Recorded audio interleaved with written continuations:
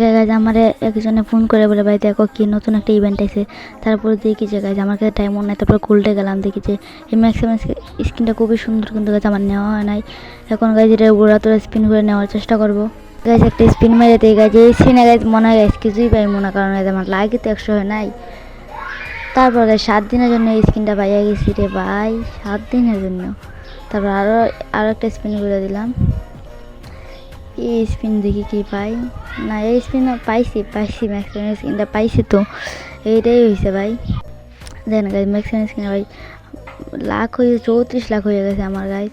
তারপর আরও একটা স্পিন, এই স্পিনে যদি দেলায় জানি দিব না এই স্পিনে, কারণ 100 লাখ হইতে হইব, নয়তো গাইজ দেয় না। তবুও পাইয়া গেছে, কিন্তু পারমানেন্ট তো আর পাই নাই।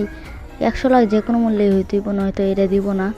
জানি না আমার কতটুকু খরচ হয়। এই জায়গায় গাইজ দেখি এই জায়গায় পাই নাকি। দেন গাইজ আবার একটা স্পিন গাইজ এই জায়গায় পাইছি, কিন্তু পারমানেন্ট তো আর দেয় নাই।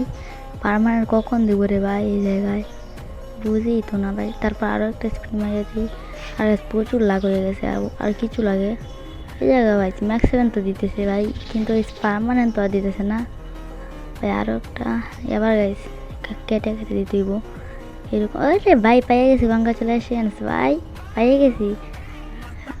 এত তাড়াতাড়ি পেয়ে গেছি ম্যাক্সিমাম স্কিনটা। দেখি গিয়ে লাগাই এইটা। এই যে ম্যাক্সিমাম স্কিন, এটা সুন্দর আছে প্রচুর। এই জায়গায় গোল্ড দিয়ে ভালোই করেছে, নয়তো এটা ডায়মন্ড দিয়ে দিত।